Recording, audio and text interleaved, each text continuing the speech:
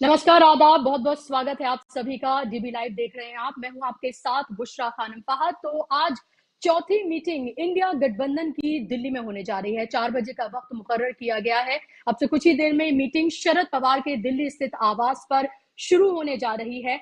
और इसमें जो कोऑर्डिनेशन कमेटी, स्क्रीनिंग कमेटी बनाई गई थी, कोऑर्डिनेशन कमेटी बनाई गई थी, इसी तरह से और अलग-अलग कमेटियां जो बनाई गई थी, उसकी कोऑर्डिनेशन कमेटी की मीटिंग आज शरद पवार के घर पर हो रही है। इसमें 14 सदस्य शामिल हैं। हालांकि सीपीआई की अगर बात करें तो उनकी तरफ से अभी नाम इसमें नहीं दिया गया है कि कौन इस कमेटी का हिस्सा होंगे। और इससे अंदाजा लगाया जा रहा है कि आज जो ये मीटिंग होने जा रही है, इसमें कुछ अहम फैसले लिए जा सकते हैं। कैंपेन को लेकर अहम फैसले हो सकते हैं। हालांकि कहा यह जा रहा है कि सीट शेयरिंग को लेकर शायद इस बार कोई बात ना हो। और क्या कुछ इसमें से अहम निकल कर आता है, हमारी नजरें उस पर रहेंगी। लेकिन उस सबसे पहले जो एक पॉलिटिकल जो पूरा घटनाक्रम है जो सामने निकल कर आया है, उसके बारे में बात करना जरूरी है। जब भी इंडिया गठबंधन की कोई मीटिंग होती है तो हमने ये देखा है कि भारतीय जनता पार्टी की तरफ से कुछ ना कुछ ऐसा जरूर किया जाता है ताकि अटेंशन उस मीटिंग से कहीं और चली जाए और अटेंशन पूरी तरीके से डाइवर्ट हो जाए। कल हमने देखा कि नुसरत जहां जो है उनसे ईडी ने पूछताछ की। जो टीएमसी के लीडर हैं, अभिषेक बनर्जी को इस मीटिंग का हिस्सा होना था और वो इसलिए इसमें शामिल नहीं हो पा रहे हैं क्योंकि ईडी के सामने उन्हें पेश होना है। वहीं लालू प्रसाद यादव की बात करें तो केंद्र ने मंजूरी दे दी है कि सीबीआई उनको लेकर केस चलाए। और इसके साथ ही हेमंत सोरेन की बात करें तो आपको पता है कि ईडी की तरफ से उन्हें भी समन भेजा गया है। तो लगातार जो गठबंधन में जो दल शामिल हैं उनको ईडी के समन भेजने का सिलसिला, इनकम टैक्स के नोटिस भेजने का सिलसिला लगातार जारी है। आजम खान की बात करें तो आजम खान के अलग अलग जो ठिकाने हैं उन पर भी इनकम टैक्स की छापेमारी आज सुबह से ही चल रही है। इस सबके बीच भारतीय जनता पार्टी की सीईसी की भी आज मीटिंग होनी है। और इसके अलावा नरेंद्र मोदी जो है, प्रधानमंत्री जो है, उनका स्वागत उन्हीं के ही जो बीजेपी का जो हेडक्वार्टर है दिल्ली में, वहां पर किया जाएगा कि G20 कितनी कामयाबी से संपन्न हुआ है। क्योंकि आपको पता है कि प्रधानमंत्री को हर कुछ दिन के बाद एक इवेंट चाहिए होता है जहां पर मोदी मोदी हो सके और उनके गुणगान गाए जा सके। अगर कहीं और नहीं तो चलिए अपने ही घर में अपने ही पार्टी के नेताओं से ही क्यों ना स्वागत करवा लिया जाए। और 5:30 बजे के करीब ये मीटिंग होनी है और उसके बाद प्रधानमंत्री का उन्हीं जो दिल्ली बीजेपी का हेडक्वार्टर है वहां पर उनका स्वागत होना है। जो आज कोऑर्डिनेशन कमेटी की मीटिंग होने जा रही है, इसके क्या मतलब निकाले जाएं, इससे क्या कुछ सामने निकल कर आ सकता है, क्या इसके मायने हैं और क्या जिस तरह से लगातार मजबूती पकड़ रहा है इंडिया गठबंधन, एक के बाद एक जो उसकी मीटिंग्स हो रही हैं, तमाम तरह के दबाव के बावजूद भी अभी भी तमाम दल एक साथ मौजूद हैं। और इनमें इन दलों में 26 से 28, आपको पता है कि मुंबई में हो गए थे, इजाफा ही हो रहा है। और अंदेशा ये है और उम्मीद ये जताई जा रही है कि कुछ और दल भी जल्द शामिल हो सकते हैं। तो क्या इससे भारतीय जनता पार्टी की मुश्किलें लगातार बढ़ती हुई नजर आ रही हैं? इस पर हम बात करेंगे। मेरे साथ 3 खास मेहमान जुड़ गए हैं पैनल में, इनका तारुफ मैं आपसे कराना चाहूंगी। मेरे साथ डॉक्टर पूजा त्रिपाठी हैं, कांग्रेस की लीडर हैं। इसके साथ ही मेरे साथ प्रशांत कनौजिया हैं, आरएलडी के लीडर हैं और नेशनल कैंपेन के इंचार्ज भी हैं। और आदित्य मेनन है, सीनियर जर्नलिस्ट, मेरे साथ जुड़ गए। तीनों मेहमानों का बहुत बहुत स्वागत, इस्तकबाल। और शुरुआत मैं प्रशांत आपके साथ करना चाहूंगी कि आज जो ये कोऑर्डिनेशन कमेटी की जो मीटिंग हो रही है, बहुत सारी उम्मीदें से लगाई जा रही हैं कि अब तक तो पहले नाम डिसाइड हुआ, फिर उसके बाद आगे किस तरह से कैंपेन किया जाएगा, सीटों का बंटवारा कैसे होगा, इस सब को लेकर बातचीत जो है वो पहली बार शुरू होने जा रही है। तो कह सकते हैं काम की बात जो है वो पहली बार शुरू होने जा रही है। क्या कुछ इससे उम्मीद लगाई जाए? और उससे पहले जिस तरह के ईडी के लगातार जो समन भेजे जा रहे हैं, जो छापेमारी हो रही है, क्या आपको लग रहा है कि भारतीय जनता पार्टी पूरी तरीके से घबराई हुई है? देखिए, आपने बात सही कही है। जैसे जैसे चुनाव नजदीक आएंगे और जैसे जैसे हमारा गठबंधन और मजबूत होगा, जैसे मुंबई में 26 से 28 हुए थे और 28 से बहुत जल्द और भी दल जुड़ना चाहते हैं। बहुत सारे लोगों से बातें भी चल रही हैं कि एक कॉमन मिनिमम प्रोग्राम बनना जरूरी है। क्योंकि गठबंधन सिर्फ ऐसे नहीं हो जाता ना कि मोदी जी ने बुला लिया और किसी को साथ गठबंधन कर लिया। ये बहुत ही डेमोक्रेटिक सेटअप में ये गठबंधन बनाया गया है, जिसमें हर पार्टी के साथ साथ हर राज्य के इंटरेस्ट को प्रोटेक्ट भी कर रहा है। तो ये एक जटिल काम है, ये बहुत आसान काम नहीं है, क्योंकि तमिलनाडु की अपनी एक मांग है, कश्मीर में अपनी एक समस्या होगी, पूर्वोत्तर की अपनी एक समस्या होगी, तो उन सभी को लेकर चर्चाएं चल रही हैं। और सीट शेयरिंग को लेकर, जैसे शुरुआत में बात हुई, सीट शेयरिंग को लेकर अभी कोई बात नहीं हुई, अ, पर्दे के पीछे भी नहीं बात हुई है। ये बहुत ही लेटर स्टेज का मामला है, लेकिन सीट शेयरिंग से पहले हमें एक कॉमन मिनिमम, एक कॉमन एजेंडा पर एक साथ आना होगा, वरना कोई भी गठबंधन सफल नहीं हो सकता। क्योंकि चलिए, डिक्टेटर वाला एक गठबंधन आप बना लीजिए, जहां आपके पास पूर्ण बहुमत है, वहां आपने 5, 7, 10, 20 दल को जोड़ लिया, और आप जो भी डिक्टेट कर देंगे उनको मानना पड़ेगा। क्योंकि हमारे पास ऐसे लोग हैं जो रीजनल प्लेयर्स हैं, बहुत स्ट्रांग हैं अपनी अपनी जगहों पर। कांग्रेस, जरूर जरूर बात है कि कांग्रेस एक बड़े दल के रूप में है, लेकिन साथ ही साथ आरजेडी है जो बिहार में ताकतवर है, समाजवादी पार्टी है जो उत्तर प्रदेश में ताकतवर है, शिवसेना है महाराष्ट्र में ताकतवर। तो ऐसे कई सारे दल हैं, तो उनको एक पेज पर आना के लिए ऐसे मीटिंगों की दौरे लगातार आप देखते रहेंगे कि मिलते जा रहे हैं। इससे पहले भी सोशल मीडिया समिति की बैठक हो चुकी है, मीडिया समिति की 2 बैठक हो चुकी है, एक मुंबई में बैठक हो चुकी है, एक दिल्ली में बैठक हो चुकी है। और लगातार हम अपने एजेंडा पर काम कर रहे हैं। और बहुत सारे लोगों को लग रहा होगा कि ये मोदी को हराने का चुनाव है, तो ये सब बिल्कुल भी नहीं है। मोदी कोई खुदा नहीं है जिन्हें हराना पड़ेगा। मुझे लगता है कि हमारी जो मुख्य लड़ाई है वो इस देश को बचाना, इस देश के आईन को बचाने की बात है। जो आज सोसाइटी के अंदर एक नफरत फैल गई है कि जो लोग बचपन से खेल कूद कर साथ में बड़े हुए, स्कूलों में साथ में पढ़े, उनके बीच में कभी नफरत नहीं थी, आज एक दूसरे को गालियां देते हैं धर्म के नाम पर, मजहब के नाम पर। तो वो देश हम नहीं चाहते। हम भगत सिंह का, अम्बेडकर का, नेहरू का, गांधी का, सरदार पटेल का देश बनाना चाहते हैं। तो जाहिर सी बात है, ये जटिल काम है। जो शैतानी ताकतें होती हैं वो जरूर मजबूत होती हैं, लेकिन जीत हमेशा ही सत्य की होती है। और वो होगा, आप देखते जाइए किस तरह का। और ये गठबंधन जो हमने बनाया है, ये ईगो से रहित गठबंधन है। इसमें हम लोग अपना हम्म। नुकसान करके भी अगर देश को बचाना पड़ेगा तो हम आगे आने को तैयार हैं। ये सीट शेयरिंग की इसमें कोई लड़ाई नहीं है, ये कॉमन एजेंडा की लड़ाई है, इकोनॉमिक डेवलपमेंट की लड़ाई है। जिस प्रकार मोदी जी ने देश को बेरोजगारी में ढकेला, आज देश का, ऑक्सफैम की एक रिपोर्ट आई है जो कहती है कि 1% लोग के पास इस देश का 40% वेल्थ है, जो बेहद कितना खतरनाक है। अगर ये संख्या बढ़ती जाएगी तो देश गुलामी की तरफ बढ़ जाएगा। तो इस मोनोपोली को तोड़ना, और एमएसएमई से लेकर छोटे रेडी पटरी वाले का भी विकास हो, वो भारत का निर्माण करना चाहते हैं। और उसी को लेकर हमारी बातचीत आज 4 बजे शरद पवार जी के यहाँ हो रही है। वो common agenda, common minimum programme, हमारे मैनिफेस्टो को किस तरह डेवलप किया जाएगा, उस पर बात होगी। सीट शेयरिंग को लेकर अभी हमारी कोई चर्चा नहीं है। जी। आदित्य, मैं इससे पहले मैं आपके पास आऊं, डॉक्टर पूजा, आज जो ये मीटिंग होने जा रही है, जाहिर सी बात है सबकी निगाहें इस पर लगी हुई हैं कि अब तक हमने देखा कि बेंगलुरु में नाम डिक्लेयर किया गया, उसके बाद से तो सियासत ने एक नया ही लेवल ले लिया और इंडिया वर्सेस भारत ही कर दिया गया। और मुंबई में हमने देखा कि जिस तरह से एक मजबूती से फिर से तमाम दल जुड़े, वहां 2 और दल जुड़े, और उसके बाद वहां पर फिर अलग अलग कमेटियां बनाई गई। लोग उम्मीद ये कर रहे हैं, और लगातार जो सरकार में बैठे लोग हैं या फिर जो मीडिया है, उसको ये लग रहा है कि सीट शेयरिंग की जब बात आएगी तो शायद तब उसी वक्त से जो पार्टियां हैं उनमें तनाव जो है वो शुरू हो जाएगा। हालांकि हमने लालू प्रसाद यादव को सुना था, उन्होंने कहा था कि चाहे हमें अपना नुकसान करना पड़े, और लेकिन हमारा ये जो गठबंधन है वो मजबूती से आगे लड़ेगा, चाहे नुकसान करके ही हम आगे बढ़े। तो इतनी बड़ी बात अगर कही जा रही है तो जाहिर सी बात है इसके कई मायने हैं, लेकिन ये भी बात है कि असली मुद्दा जो है वो सीट शेयरिंग से ही शुरू होना है। तो आपको लग रहा है कि अभी जब उसको लेकर बात आएगी तो थोड़ी मुश्किलों का सामना आपको करना पड़ सकता है, क्योंकि अलग अलग स्टेट्स हैं और अलग अलग आइडियोलॉजीज हैं और सबके अलग अलग मुद्दे भी हैं। बुशरा जी, पहले तो हमें ये समझना होगा कि इंडिया गठबंधन बना क्यों है। इंडिया गठबंधन इंडिया और भारत बनाम दो लोगों के शासन के बीच की लड़ाई। इंडिया गठबंधन वो रामेश्वर जी जो सब्जी वाले थे, उनकी आंखों में ठहरे आंसू वर्सेस अडानी के दुगना तिगना वृद्धि के अगेंस्ट है। इंडिया गठबंधन नीतियों के आखिरी व्यक्ति तक पहुंचने बनाम शासन के दम और अहंकार के बीच में है। इंडिया गठबंधन मणिपुर की 2 नंगी औरतों के प्रदर्शन के खिलाफ, आधी आबादी को पूरा हक देने के खिलाफ है। और इंडिया गठबंधन समाज में व्याप्त हिंसा और नफरत की जो दरारें आ गई हैं उसके खिलाफ मोहब्बत की दुकान खोलने को है। तो मुझे लगता है कि जो इंडिया गठबंधन बना है ये अपने आप में एक बहुत ऐतिहासिक चीज है कि हम मोदी के खिलाफ नहीं लड़ रहे हैं जैसे प्रशांत जी ने कहा।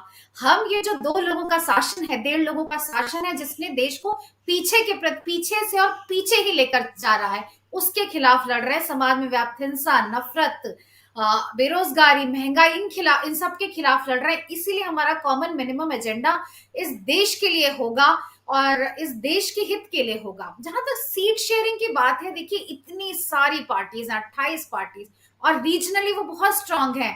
कोई उत्तर प्रदेश में समाजवादी पार्टी स्ट्रांग है, आरएलडी का वेस्टर्न यूपी में होल्ड है, शिवसेना का एम वो में, डीएमके तमिलनाडु में।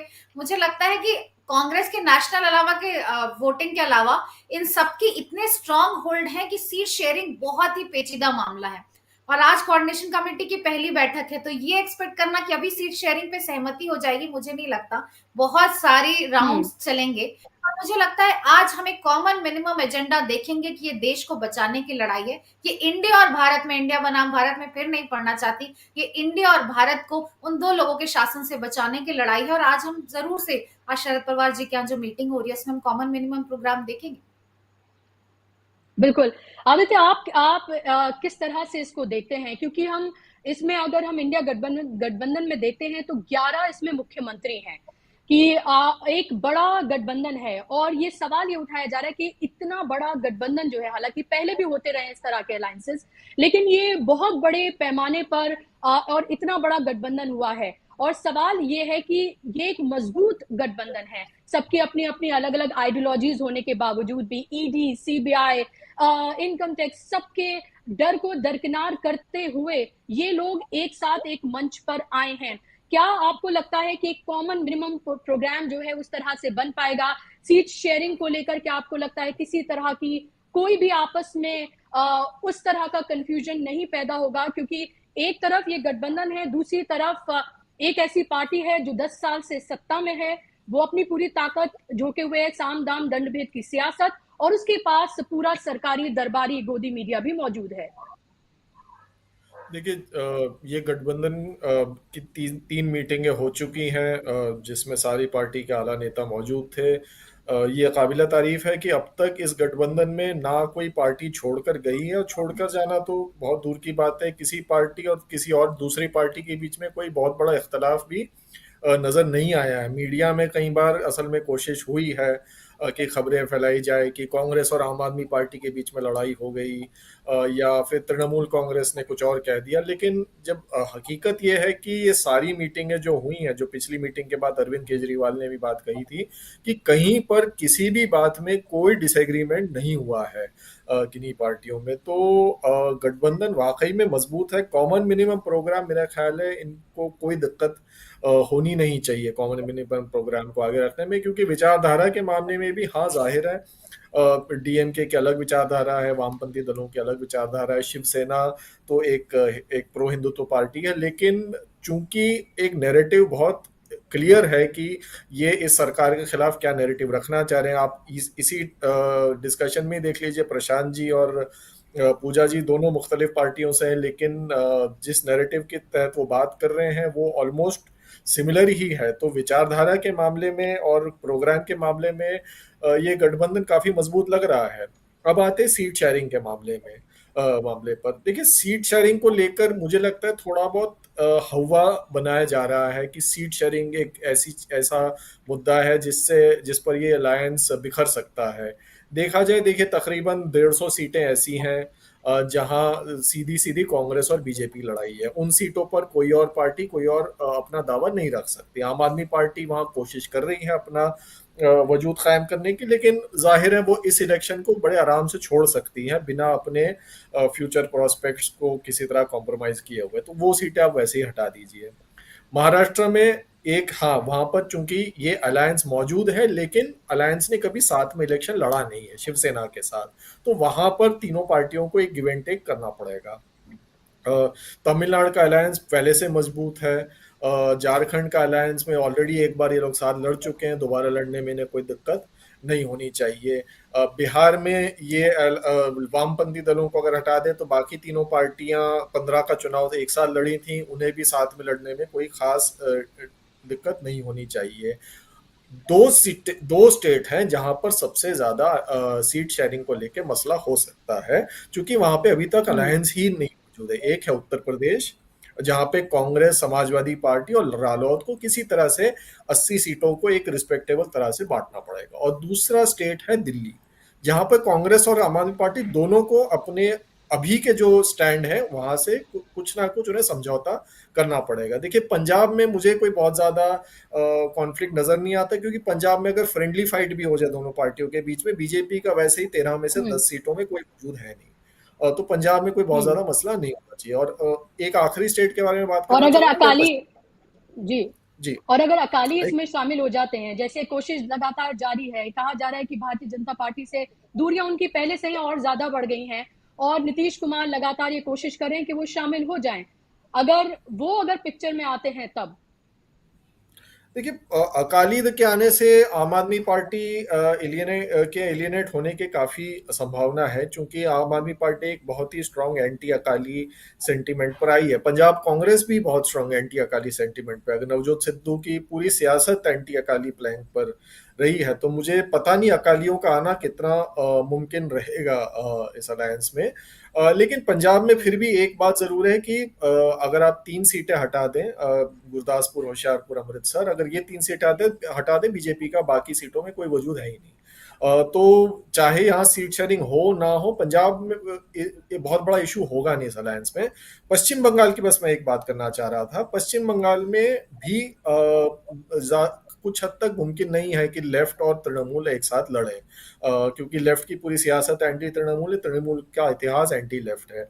और लेकिन लेफ्ट के साथ आने से वैसे भी एंटी तृणमूल वोट बीजेपी की तरफ चला जाएगा पूरा, तो वहां पर भी एक फ्रेंडली फाइट में ही समझदारी होगी। तो सीट शेयरिंग कोई इतना बड़ा मुद्दा नहीं है जितना उसे बनाया जा रहा है।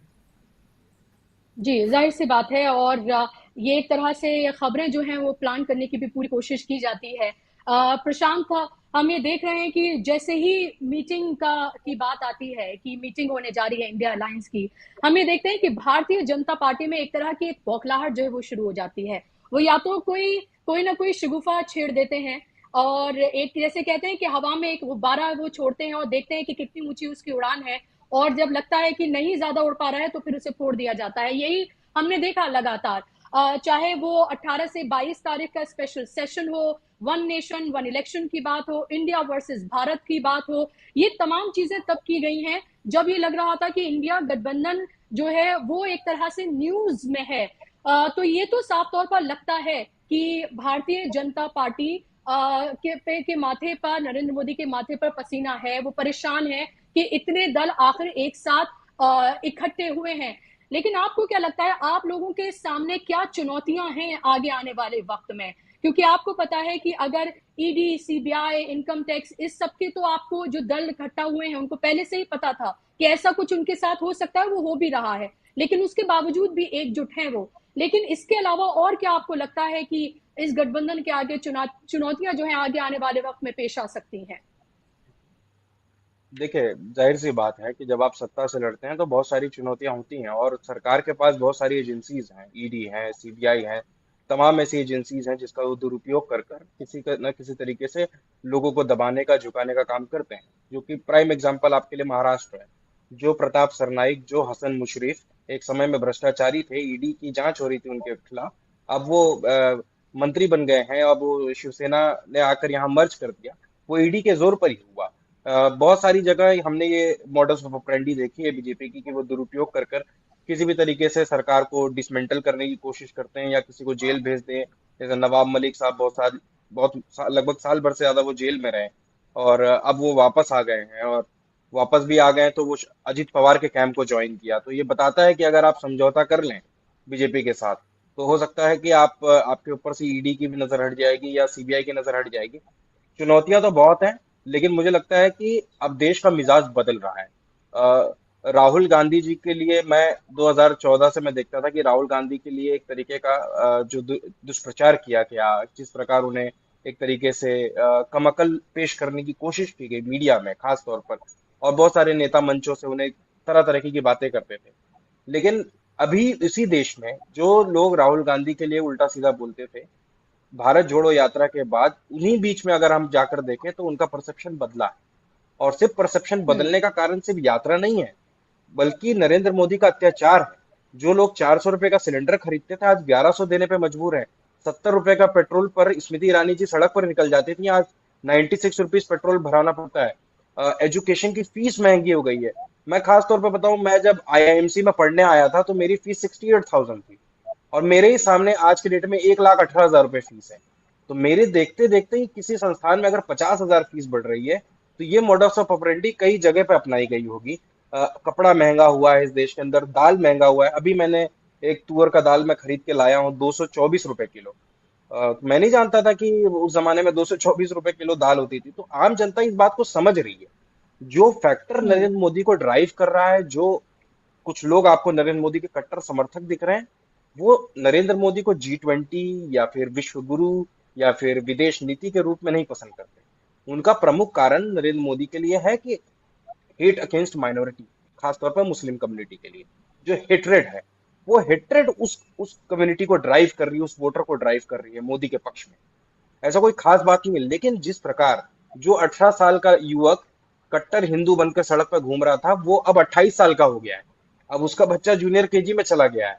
अब उसे सिलेंडर भरवाना पड़ रहा है, तो उसे समझ में भी आ रहा है। तो राइट विंग का जो साइकिल है वो बहुत लंबा नहीं चल सकता, क्योंकि ये डिस्ट्रक्शन के नाम पर ही आ सकते हैं। ये कभी भी कंस्ट्रक्टिव चीजों के नाम पर सत्ता में नहीं आ सकते। पर किसानों ने दिखाया कि नरेंद्र मोदी कितना भी निरंकुश हो जाए, उन्हें झुकाया जा सकता है। सीए एनआरसी की ये बड़ी बड़ी डिंगे हाँकते थे, आज तक ये लागू नहीं कर पाए। गृह मंत्री ने कितना बोला, लेकिन इस देश के नागरिकों ने दिखाया। तो वो भी ये जानते कि इनका ये जो प्रोपेगेंडा है उसमें हर आदमी नहीं आ रहा है, और जो आ भी गया था वो भी बाहर आ रहा है। लोगों के परसेप्शन बदल रहे हैं। एमएसपी की अब बात होगी, अब एजुकेशन की बात होगी। आप विश्व गुरु सिर्फ इसलिए नहीं बन जाएंगे कि आप G20 कर लिया आपने। अगले साल ब्राजील कर रहा है, तो क्या ब्राजील अगले साल विश्व गुरु बन जाएगा क्या? क्या इससे पहले जापान ने किया या अर्जेंटीना ने किया, वो विश्व गुरु बन गए क्या? तो ये मजाक हो रहा है देश के अंदर। और जो देश में 400 करोड़ 600 करोड़ में G20 का आयोजन किया, उसी के लिए हमारे प्रधानमंत्री जी ने 4100 करोड़ रुपए इस्तेमाल किया, जबकि यूनियन बजट में इसके लिए 990 करोड़ रुपए के आसपास एलोकेशन था। उसके बावजूद भी 400 गुना ज्यादा स्पेंड किया वो देश के मुकाबले जिनकी जीडीपी कहाँ है। और आज ये सोशल मीडिया का जमाना है। कोई आज गोदी मीडिया पर निर्भर नहीं है। आज अल्टरनेटिव मीडिया, सबअल्टर्न मीडिया, बहुत सारे लोग, इंडिपेंडेंट जर्नलिस्ट आज समाज में बात कर रहे हैं, लोग उनको देखते हैं, सुनते हैं कि ये क्या बता रहे हैं। ये तो बता रहे हैं भारत विश्वगुरु बन गया, लेकिन वहीं हंगर इंडेक्स में हम पीछे नजर आते हैं। तो ऐसा नहीं है, देश समझ रहा है, टाइम लग रहा है। एक जो हेट्रेड है, उस हेट्रेड की चादर थोड़ी मोटी होती है, तो उसको हटाने में थोड़ा वक्त लगता है, लेकिन चीजें धीरे धीरे बदल रही हैं। और अगर इतनी ही नरेंद्र मोदी को लग रहा है कि इंडिया गठबंधन ताकतवर नहीं है, तो वो इंडिया का नाम बदल के अपने नाम के आगे भारत क्यों लिखिए? ये डेस्परेशन दिखाता है कि डेस्परेशन में आपने भारत चेंज कर दिया। इंडिया एक इक्विटी है विदेश में, ग्लोबल इक्विटी है। आप अमेरिका जाती हैं, लंदन जाती हैं, आप वहां कहिए मैं भारत से हूं, कोई नहीं बता पाएगा आप भारत से। आपको बताना पड़ेगा कि मैं इंडिया से हूं।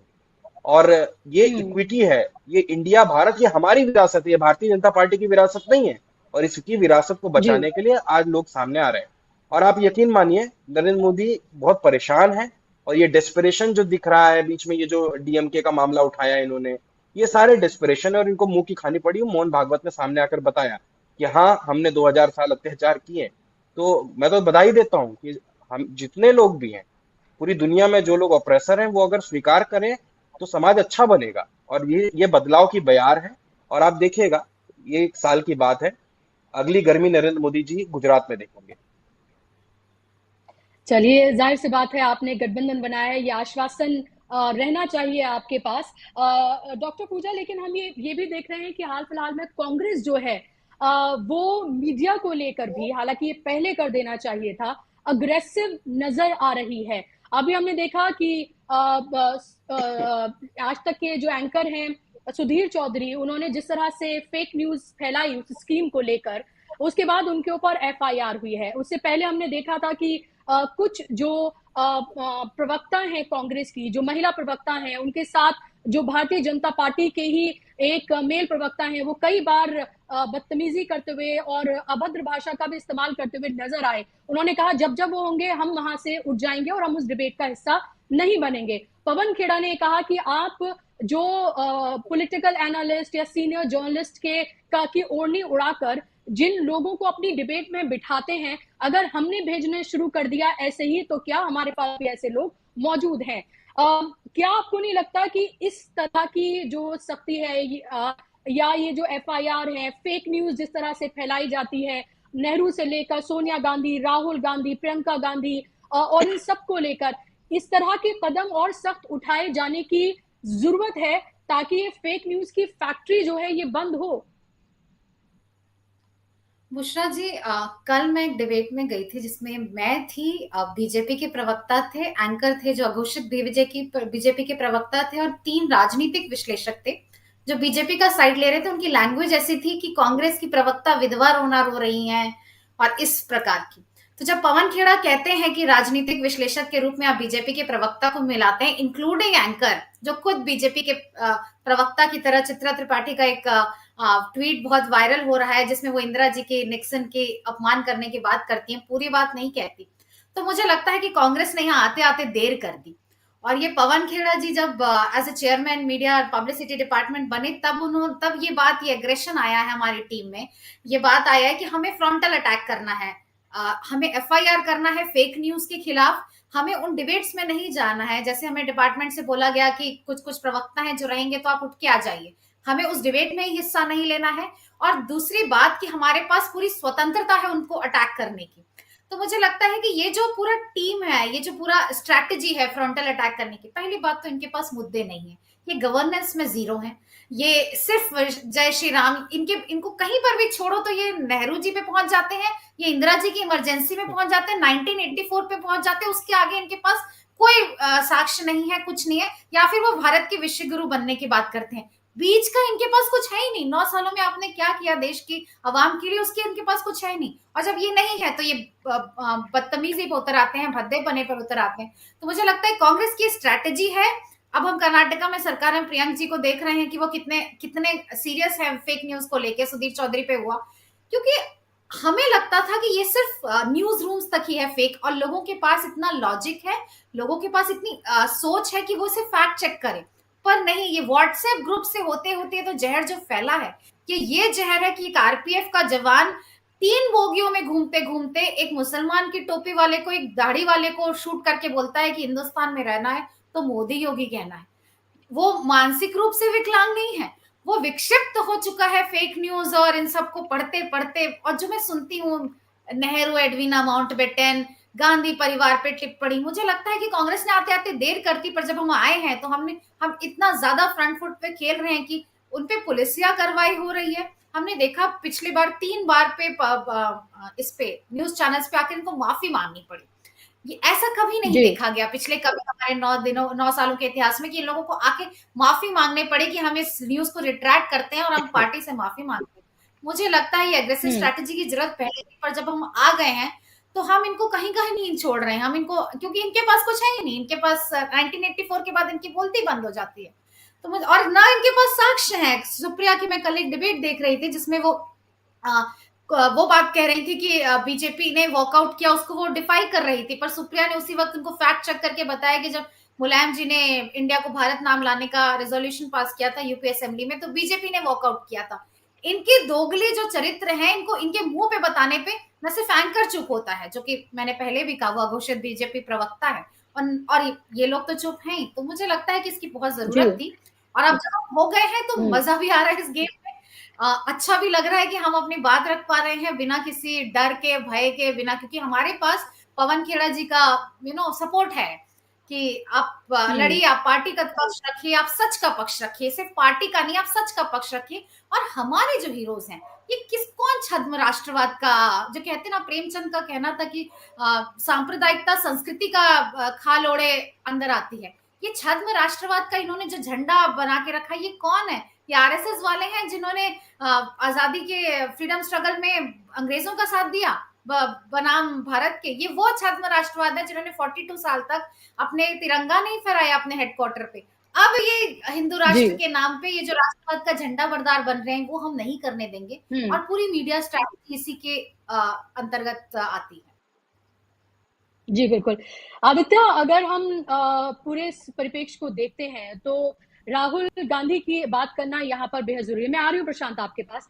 बात करना बहुत ज़रूरी है क्योंकि हमने देखा कि जब राहुल गांधी ने जो भारत जोड़ो यात्रा शुरू की और एक ऐसे दौर में जहां पर बात सिर्फ नफरत की हो रही थी, बांटने की हो रही थी, समाज के बीच में दरारें पैदा इस तरह से कर दी गई हैं कि बहुत वक्त लगेगा इसको पाटने में। उन्होंने मोहब्बत की दुकान की बात की और वो एक आइडियोलॉजी लेकर वो 4000 किलोमीटर से ज्यादा पूरे देश में चले और अब उसके बाद से लगातार उनका जो संवाद है लोगों से, जिस तरह से बातचीत कर रहे हैं अलग अलग जगहों पर जाकर, चाहे वो सब्जी वाला हो, आजादपुर मंडी से लेकर चाहे मोटर मैकेनिक हो, लद्दाख में जाना हो, एक सहजता उनके पूरे उसमें नजर आती है। तो एक तरह की काउंटर पॉलिटिक्स भी नजर आती है कि एक तरफ एक नेता है जिसमें कहीं ना कहीं एक एरोगेंस है, एक अहंकार है, जनता और उसके बीच में एक दीवार है, लोग सीधे तौर पर उससे संवाद नहीं कर सकते। दूसरी तरफ एक ऐसा लीडर है जहां सहजता नजर आती है, जहां पर शाइस्तगी नजर आती है और लगता है कि उनसे डायरेक्टली संवाद किया जा सकता है। तो एक काउंटर पॉलिटिक्स जो है ये एक तरह से देखी जा सकती है। दूसरी तरफ हम ये देख रहे हैं कि पूरा इंडिया गठबंधन जो है वो मुद्दों की राजनीति कर रहा है, वो राजनीति जो जनता के सरोकार से जुड़े हुए जो मुद्दे हैं उनको उठा रहा है। लेकिन दूसरी तरफ हम ये देख रहे हैं कि वाहिद अभी भी 9.5 साल गुजर जाने के बावजूद भी अभी भी उनके पास सिर्फ एक ही हथियार है। वो राम मंदिर का वेट कर रहे हैं जनवरी में इनॉग्रेशन का। उससे पहले वीएचपी को आपने देखा कि किस तरह से उन्होंने अनाउंसमेंट किया है कि वो पूरे देश में क्या करने जा रहे हैं।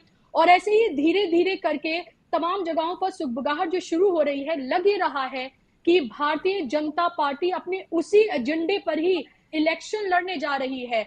तो क्या आपको लग रहा है ये लड़ाई फिर से एक तरफ रियल मुद्दे जनता से के सरोकार, वो सहजता मोहब्बत की बात, और दूसरी तरफ वही मुद्दे जो हम 2014 से सुनते आ रहे हैं, जिस पर वो तमाम इलेक्शन लड़ते रहे हैं और अफसोस की बात जीतते रहे हैं। जी, बेशक इसमें यानी कोई इसमें डिसएग्रीमेंट हो ही नहीं सकता। चूंकि बीजेपी देखती आई है कि उन्हें कामयाबी मिली है, 14 के इलेक्शन में मिली, 19 के इलेक्शन में मिली, खास तौर पे 19 के इलेक्शन में कहूँगा। चूंकि ये इलेक्शन डीमोनेटाइजेशन, जीएसटी, जो दो ऐसे कानून हैं जो बीजेपी खुद भी याद नहीं करना चाह रही, बाकी सब यानी अपोजिशन की बात तो रहने दीजिए, बीजेपी खुद उन्हें अपनी उपलब्धियों की तरह नहीं पेश करती है। तो इस सब के बावजूद अब 19 का चुनाव वो जीती, राष्ट्रवाद का एक लहर चल गई थी पुलवामा बालाकोट के बाद। तो जाहिर सी बात है जो बुनियादी मुद्दे हैं उनके बेसिस पे अगर बीजेपी चुनाव लड़ जाए तो उन्हें किसी भी हालत में जीत हासिल नहीं होगी। तो वो जाहिर है यही कोशिश करेंगे कि आइडियोलॉजिकल रहे, पर्सनैलिटी के इर्द गिर्द ये पूरी लड़ाई लड़ी जाए और राष्ट्रवाद, हिंदू मुस्लिम और इस नैरेटिव के तहत जो लड़ाई लड़ी जानी है वो लड़ी जाए। ओपोजिशन जाहिर सी बात है, चूंकि वो एक प्रो पुअर एजेंडा लेकर चल रहे हैं, एक प्रो बहुजन एजेंडा भी लाने की कोशिश कर रहे हैं। तो ओपोजिशन जाहिर सी बात है इन मुद्दों पे ज़्यादा फोकस करेगी। अब देखने वाली यही बात है कि किसका नैरेटिव ज़्यादा कामयाब साबित होता है इस में। जी, आगे आने वाले जो असेंबली इलेक्शन है, ये 5 राज्यों में जो होने जा रहे हैं, 3 में कांग्रेस की स्थिति मजबूत दिख रही है। क्या आपको लग रहा है कि अगर जीत इसमें दर्ज कर पाती है कांग्रेस, तो अभी भी कांग्रेस एक एंकर पार्टी के रूप में नजर आती है? जाहिर सी बात है वो तमाम दल जो है उनमें सबसे बड़ी नेशनल पार्टी कांग्रेस है। आपको लगता है कि और मजबूती से इस गठबंधन में, खासतौर पर क्योंकि आप कहें ना कहें राहुल गांधी एक चेहरा जरूर है और कर्नाटका का चाहे इलेक्शन जीता हो, हिमाचल प्रदेश का इलेक्शन जीता हो, और अभी बाईपोल्स में भी इंडिया गठबंधन को अच्छी जीत मिली है, खासतौर पर घोसी की अगर हम बात करें, तो आपको लगता है कि कांग्रेस जो है वो आगे आने वाले वक्त में ज्यादा बार्गेन की स्थिति में आ जाएगी अगर इन 3 हिंदी हार्टलैंड जो राज्य हैं उसमें अगर वो जीत दर्ज कर पाते हैं? क्योंकि वहां पर उसके जो चेहरे हैं, जो मुख्यमंत्रियों के जो चेहरे हैं, वो काफी अपने आप में ही मजबूत हैं। जी, जाहिर सी बात है, जाहिर सी बात है, कांग्रेस अगर इन चुनाव में अच्छा करती है तो उनका बार्गेनिंग पावर बिल्कुल बढ़ेगा। और अगर उस अगर चुनाव शेड्यूल के तहत चलते रहें तो वो ये वही वक्त होगा जब प्रधानमंत्री के उम्मीदवार वगैरह को लेकर और सीट शेयरिंग को लेकर बातें फाइनलाइज हो रही होंगी, तो उन डिस्कशंस में जाहिर सी बात है कांग्रेस का थोड़ा सा और पलड़ा भारी हो जाएगा। मैं राहुल गांधी के साथ असल में इन्हें राहुल गांधी से कोई क्रेडिट नहीं लेना चाह रहा, लेकिन यहाँ पर मल्लिकार्जुन खड़गे की बात करना भी मैं जरूरी समझता हूँ, क्योंकि जिस तरह से मल्लिकार्जुन खड़गे एक 24/7 काम करने वाले पार्टी अध्यक्ष बने हैं, आइडियोलॉजिकली बहुत मजबूत हैं, वो एक दलित बैकग्राउंड से आते हैं और एक वो कर्नाटक के चुनाव में उन्होंने खुद जाकर दलित ऑर्गेनाइजेशन से रीच आउट किया, और जो 2/3 दलित वोट कांग्रेस को हासिल हुआ है, जो कई दशकों में किसी पार्टी को कर्नाटक में हासिल नहीं हुआ, उसके पीछे काफी श्रेय मल्लिकार्जुन खड़गे को जाता है। पार्टी के अंदर के जो मुद्दे, चाहे वो सचिन पायलट का मुद्दा हो और हिमाचल में तमाम फैक्शंस को जिस तरह से साथ लेकर चलना हो, खड़गे ने इन सारे चैलेंजेस को बहुत अच्छी तरह निभाया है। कर्नाटका में भी 2 लीडर्स के बीच में कंपटीशन था, वो भी मल्लिकार्जुन खड़गे ने बहुत अच्छी तरह हैंडल किया, जबकि सिद्धरामैया से उनके पहले ताल्लुकात बहुत अच्छे नहीं थे, फिर भी उन्हें इस बात का एहसास था कि सिद्धरामैया ही मास लीडर है, उन्हें ही सीएम बनना चाहिए। तो एक बहुत ही मैच्योर तरह से खड़गे साहब ये चला रहे हैं। इंडिया के भी जो डिस्कशंस हो रहे हैं सारी पार्टियों से, हमें तो यही फीडबैक मिलता है कि मल्लिकार्जुन खड़गे एक सबको साथ लेकर चलने वाले लीडर हैं। आम आदमी पार्टी के साथ भी उन्होंने कांग्रेस के दिल्ली यूनिट का स्टैंड और पंजाब यूनिट का स्टैंड यानी इग्नोर किया, और उन्होंने आम आदमी पार्टी को पूरा समर्थन दिया जो दिल्ली ऑर्डिनेंस वाला मुद्दा था उस पे। तो मल्लिकार्जुन खड़गे भी आने वाले दिनों में एक बहुत अहम प्लेयर की तरह उभरेंगे, और ये पूरे इंडिया अलायंस जी में असल में एक बहुत बड़ा चेहरा खड़गे जी बन सकते हैं। बिल्कुल। प्रशांत, ये थोड़ा हो सकता है कि आपके लिए जवाब देना मुश्किल हो, लेकिन सवाल ये है, लगातार ये पूछा जा रहा है कि इस जो सनातन की जो एक पूरी बहस छिड़ी है, क्या उससे कहीं ना कहीं इंडिया गठबंधन की मुश्किलें बढ़ गई हैं? क्योंकि जो डीएमके की पॉलिटिक्स है और जो साउथ की हम पूरी पॉलिटिक्स देखते हैं, और जो नॉर्थ ईस्ट वेस्ट की पॉलिटिक्स देखते हैं, खासतौर पर नॉर्थ की मैं बात करूं, वो बिल्कुल मुख्तलिफ है। और तो क्या आपको लगता है कि दूसरे नेताओं के लिए कहीं ना कहीं ये मुश्किल बढ़ गई है और जवाब देना थोड़ा सा मुश्किल हो रहा है इस पूरे मसले को लेकर? हालांकि डीएमके ने जो स्टैंड लिया है उस वो पूरी तरीके से असर्ट है, वो अपनी बात पर कायम है। देखिए, बहुत सारे लोग ये नैरेटिव चलाने की कोशिश कर रहे थे कि इससे इंडिया गठबंधन को जो नॉर्थ में है वो बहुत फर्क पड़ेगा, या उनके लिए एक तरीके से नेगेटिव इम्पैक्ट होगा। अगर ये बात सच होती तो आरएसएस प्रमुख मोहन भागवत जी को आकर प्रेस कॉन्फ्रेंस करके ये बात नहीं कहनी पड़ती। वो खुद डर गए इस बात से, क्योंकि ये बहुत बड़ा मसला है जिस पर बहस नहीं हो रही है। कास्ट एक बहुत बड़ी सच्चाई है हमारे देश में, जिस पर कम बहस हो, ऐसा भारतीय जनता पार्टी हमेशा चाहती है। क्योंकि इनइक्वालिटीज पर जितनी बहस होगी उसके सोल्यूशंस भी खोजने होंगे, और सोल्यूशंस में उनकी जो कुरीतियां हैं उन पर हमला भी होगा, इररेस्पेक्टिव ऑफ एनी रिलीजन। उसमें अगर कोई कुरीतियां हैं, अगर उसको रिफॉर्म करना है तो उसे क्रिटिसाइज भी करना पड़ेगा। क्रिटिसाइज उसका पहला स्टेप होता है। अगर इंडिया गठबंधन पर इसका फर्क पड़ता तो यकीनन मुझे लगता है कि हमारे बहुत सारे लोग प्रेस कॉन्फ्रेंस करते हैं। मुझे लगता है कि मोहन भागवत का प्रेस कॉन्फ्रेंस साफ तौर पर बताता है कि सर, इससे एनडीए बैकफुट पर गया, और उन्हें आकर ये कहना पड़ा कि समाज के अंदर एक वर्ग को 2000 साल तक अत्याचार किया गया। जब वो 2000 साल कहते हैं तो 2000 साल पहले ना ब्रिटिश इस देश में थे, ना मुगल इस देश में थे, ना कोई और था। 2000 साल पहले इस देश में कोई बाहर से व्यक्ति नहीं था, तो कौन अत्याचार कर रहा था? ये साफ तौर पर मोहन भागवत के बयान से साबित हो जाता है। और उदय स्टैलिन या ए राजा के बयान को हम एक तरीके से इंटरनल क्रिटिकल, ये हिंदू धर्म के भीतर ही एक इंटरनल क्रिटिक है। ये कोई बाहर का व्यक्ति आके क्रिटिक नहीं कर रहा है, ये कोई किसी मुसलमान या किसी ईसाई ने नहीं बात बोली है, ये उसी फोल्ड के बीच का एक व्यक्ति उठकर ये बात कह रहा है। और जाहिर सी बात है, अगर कोई रिफॉर्म है और वो रिफॉर्म की जरूरत है तो उसको रिफॉर्म होना चाहिए। सुधांशु त्रिवेदी को आगे करके बीजेपी ने बहुत सारी प्रेस कॉन्फ्रेंस कराई, और उसको कोई फायदा हुआ नहीं, उस पर कोई चर्चा नहीं है, क्योंकि ये देश, इस देश का जो बहुजन समाज है वो इस बात को समझ रहा है कि अत्याचार अगर हुआ है तो उसका निवारण होना चाहिए, उसका कॉम्पेंसेशन होना चाहिए।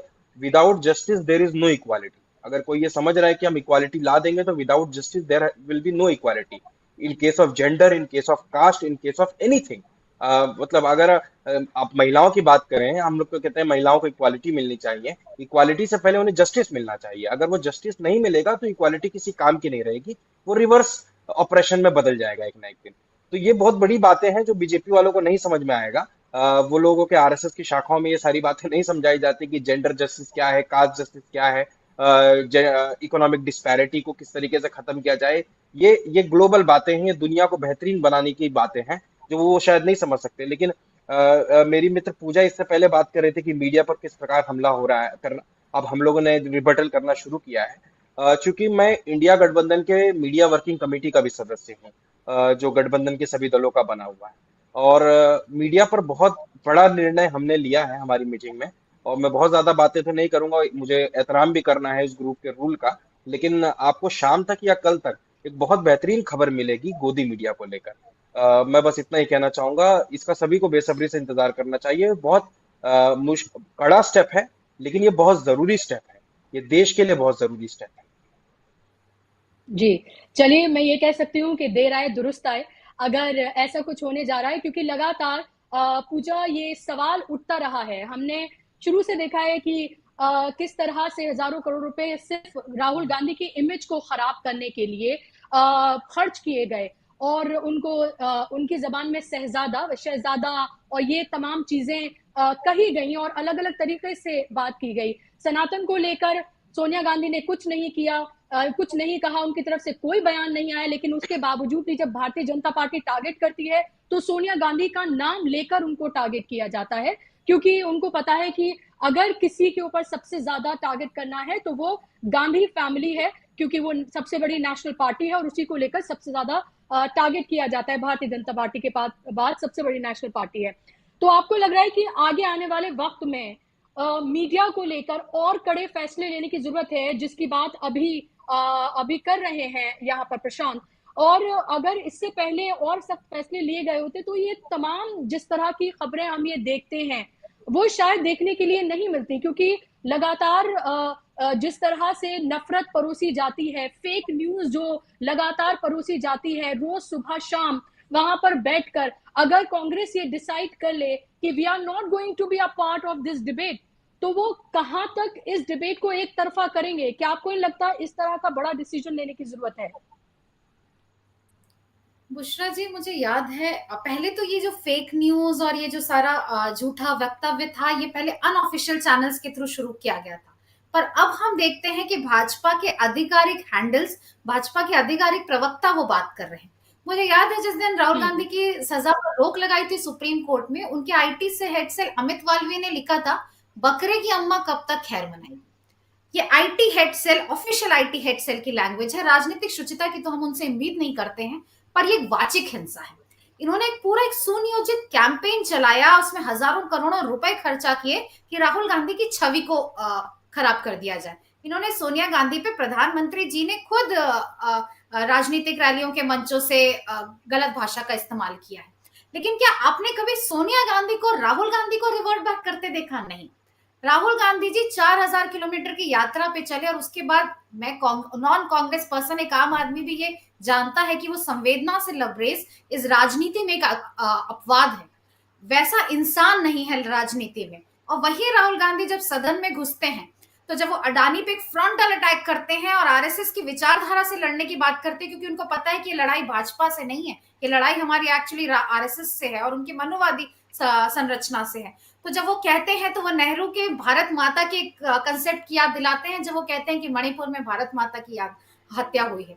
तो राहुल गांधी का एंटी जो हीरो जो ओरिजिन है वो तो उनमें वो था ही, वो सब कोई जानता था कि वो एक बहुत ही संवेदनशील इंसान है। पर इनका सारा पैसा और सारा जो पूरा फैब्रिकेशन जो इन्होंने मूवमेंट चलाया, कैंपेन चलाया, वो तो बिल्कुल औंधे मुंह गिर चुका है। अब कोई राहुल गांधी की उस लैंग्वेज में बात नहीं करता, अब इन्हीं के ट्वीट्स को फ्लैग किया जाता है, इन्हीं को जवाब दिया जाता है। मुझे लगता है कि जब तक आप डिबेट में नहीं बैठेंगे, जब तक आप अपना पक्ष नहीं रखेंगे, तो हम अपना पक्ष कहाँ ले जाए? हमें भी एक मीडियम की जरूरत है। और ऐसे बहुत ही हाथ में गिनने लायक मीडिया रह गया है जो हमारी बात लोगों तक पहुंचाता है। तो अगर हम अपनी बात नहीं रखेंगे तो हमारा पक्ष तो वो सुनेंगे नहीं, और फिर वही सर्कल घूमता रहेगा कि 1962 में आपने 1000 किलोमीटर दे दिया, हमने तो लाल आंख दिखा दी। वही वही शेर पालना महंगा होता है। जो इस देश में जो मोदी के नाम से अफीम चटा दी गई है लोगों को, वही वही घूमता रहेगा व्हाट्सएप, फेसबुक ग्रुप्स और ट्विटर में। तो मुझे लगता है कि इसका इलाज उनको बैन करना, उनमें नहीं जाना नहीं है, इसका इलाज है वहां और जाना। कुछ तो बिल्कुल ही उम्मीद से परे हैं, जैसे रिपब्लिक जैसे चैनल हुए, जहां पे हमने भी डिसाइड किया कि जी हम नहीं जाएंगे, लेकिन वहां पे इलाज है वहां पे जाना और अपनी बात को इतने शक्ति से, इतने मतलब कहते हैं ना, इतनी ताकत से रखना कि सामने वाले को निरुत्तर कर दीजिए। आप उनसे गवर्नेंस पे बात करिए, वो चुप हो जाएंगे। आप उनसे मुद्दों पे बात कीजिए, वो चुप हो जाएंगे। आप उनसे बात कीजिए कि नरेंद्र मोदी जी का 9 साल का क्यूमुलेटिव परफॉर्मेंस क्या रहा, वो कुछ नहीं बता पाएंगे। वो वही नेहरू, वही इंदिरा, वही 84 पे घूमते रहेंगे। तो मुझे लगता है कि ये दिखाना भी जरूरी है कि हम भी अपनी बात रखते हैं।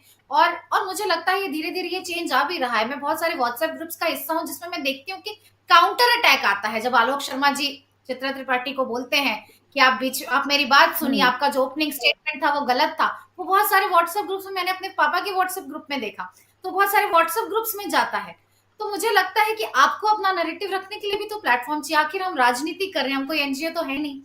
तो मुझे लगता है जी कि ना जाना solution नहीं है। प्रशांत जी आप जैसा बता रहे हैं, 1-2 दिन में शायद चीजें बाहर आ जाएंगी, मीडिया ग्रुप का क्या डिसीजन है। हम्म पर मुझे लगता है अपनी बात को पूरी ताकत से, पूरी मादे के साथ रखना ही इसका एक सोल्यूशन है, क्योंकि उनको चुप कराना, उन्हीं के बिल्कुल मुंह पे उन्हीं के फैक्ट्स मार के चुप कराने से संभव होगा।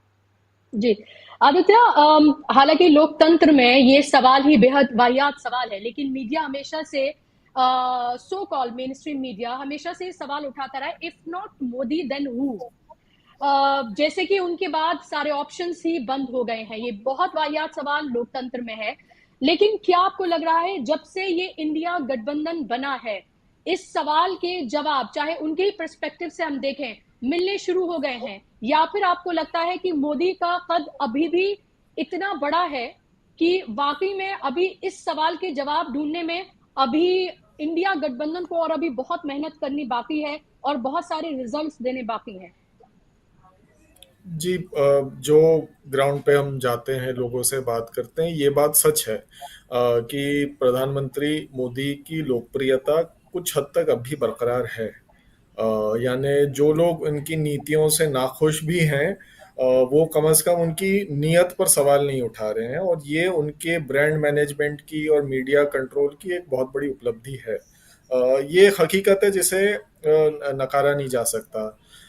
तो इंडिया गठबंधन को आज नहीं तो कल इस पर चिंतन करना ही पड़ेगा कि मोदी के खिलाफ ये किसे चेहरा बनाएंगे, और किसी को चेहरा ना बनाना विकल्प अब नहीं रहा। जबकि एक पार्लियामेंट्री डेमोक्रेसी में ज़रूरी नहीं है कि कोई चेहरा हो, लेकिन जिस तरह से अब मीडिया इस बात को पेश करती है, और कुछ हद तक लोगों के जहन में भी वो बात चली जाती है कि चेहरा कौन है, और लोग एक चेहरे के साथ एक इमोशनल कनेक्ट करते हैं, चाहे वो प्रधानमंत्री मोदी हो या उससे पहले इंदिरा गांधी हो, पंडित नेहरू हो, कोई भी हो, एक इमोशनल कनेक्ट लगता है। तो जनता भी जानना चाहेगी कि कौन है चेहरा।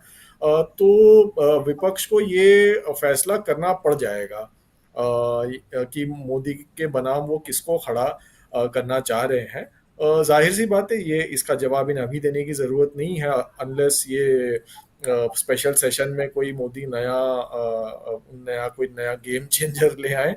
लेकिन ये जाहिर है लोकसभा चुनाव के कुछ महीने पहले इन्हें इस बात का जवाब देना पड़ जाएगा। जी, लास्ट सवाल प्रशांत आपसे। ये लगातार एक्सपर्ट्स कहते रहे हैं, मैं अपने डिबेट में भी हमेशा ही बात करूं कि 2024 का ये चुनाव जो है कोई सामान्य चुनाव नहीं होने जा रहा है। इस चुनाव से पहले अभी देश को बहुत कुछ देखना बाकी है, और शायद ऐसा कुछ देखना बाकी है जो हो सकता है देश ने पहले ना देखा हो। इस तरह के तमाम डर जो हैं, तमाम खदशे जो हैं, वो दिखाए जा रहे हैं। क्या आप लोगों के जहन में भी इस तरह की कोई बात है कि 18 से 22 का ये जो स्पेशल सेशन बुलाया जा रहा है, इसमें कुछ ऐसा कर सकती है नरेंद्र मोदी सरकार जो शायद सबको चौंका दे, हो सकता है डरा भी दे? देखिए, नरेंद्र मोदी जी का पुराना इतिहास रहा है कि वो बिना सोचे समझे बहुत सारी चीजें करते रहे। चाहे वो नोटबंदी हो, चाहे वो डिमोनेटाइजेशन उन्होंने किया, या फिर उन्होंने जीएसटी लाया, या फिर उन्होंने किसानों के खिलाफ जो 3 काले कानून लाए थे। तो उनका तो ये पुराना इतिहास रहा है। उनको अब उनके किसी एडवाइजर ने, मुझे लगता है कि कोई जादू का पिटारा दिया होगा कि साहब ये आप कर दीजिए, सडनली कुछ हो जाएगा, हो सकता है आपकी हवा बदल जाए। तो इसी तरीके का कुछ हुआ होगा मोदी जी के साथ। बाकी क्योंकि मोदी जी वो उस तरीके के व्यक्ति नहीं है कि वो स्टडी करते हैं या पढ़ते हैं या कुछ पॉलिसी बनाते हैं। उन्होंने अपने एक इंटरव्यू, मधु किशोर के साथ एक इंटरव्यू किया था, उनमें उन्होंने कहा था कि मैं पेपर पढ़ता नहीं हूँ, मैं फोटोजेनिक है, मैं ऐसे ऊपर से सरसरी निगाहों से देखता हूँ।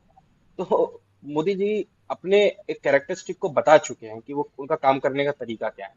तो मैं अभी भी मान के चल रहा हूँ उनके किसी एडवाइजर ने उन्हें कुछ अलादीन का चिराग जैसा कुछ दिया होगा, कहा होगा कि मोदी जी आप इसको एक बार अच्छे से घस दीजिए, हो सकता है कोई जीन आ जाए और आपको 24 में वापस प्रधानमंत्री बनवा दे। मुझे लगता है कुछ ब्लंडर ही करेंगे वो। कुछ आप देख लीजिएगा, मैं आप ऑन रिकॉर्ड बोल के जा रहा हूँ, वो कुछ इस तरीके का ब्लंडर लाएंगे जिनपे उन्हें बाद में बहुत पछतावा भी होगा, हो सकता है उन्हें बैकफुट पे भी जाना पड़े।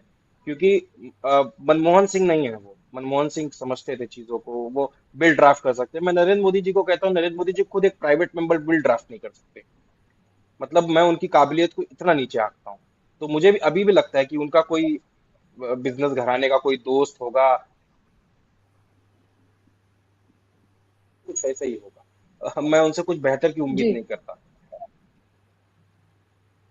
जी, बहुत शुक्रिया आप तीनों मेहमानों का इस चर्चा का हिस्सा बनने के लिए। और आज जो ये मीटिंग होने जा रही है, देखना ये होगा कि इस मीटिंग से क्या कुछ सामने निकल कर आता है। ये पहली मीटिंग है कोऑर्डिनेशन कमेटी की, 14 मेंबर हैं इसमें, और जाहिर सी बात है कि अब आगे किस तरह से इलेक्शन लड़े जाएंगे, कैंपेन किस तरह से होगा, कॉमन मिनिमम प्रोग्राम जो है, इस सब को लेकर जो इंडिया गठबंधन है वो अपनी रूपरेखा तैयार कर रहा है। उससे पहले उसके सामने बहुत सारे चैलेंजेस भी हैं जिससे वो साथ साथ लड़ भी रहा है। चाहे ईडी के हम समन की बात करें या और दूसरे चैलेंजेस की हम बात करें, तमाम पार्टियों को एक साथ एकजुट रखना और उसमें मजबूती से आगे बढ़ना, ये तमाम चैलेंजेस हैं इंडिया गठबंधन के आगे। लेकिन लगातार हम ये देख रहे हैं कि मीटिंग दर मीटिंग इसमें मजबूती ही देखने के लिए मिल रही है। इसमें और दल जुड़ रहे हैं और उम्मीद आगे ये भी कर रहा है इंडिया गठबंधन, जो दावे किए जा रहे हैं कि आगे और जो दल हैं वो इसके साथ जुड़ सकते हैं। तो देखना होगा कि इस मीटिंग में क्या कुछ सामने निकल कर आता है।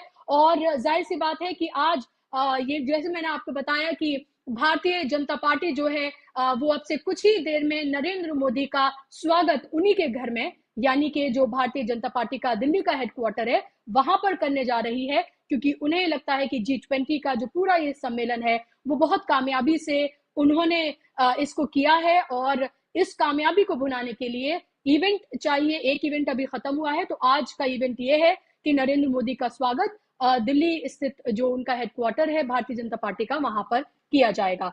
कल फिर से होगी आपसे मुलाकात, लेकिन इस पूरे कोऑर्डिनेशन कमेटी से जुड़ी तमाम खबरों को देखने के लिए आप लगातार बने रहिए DB लाइव के साथ।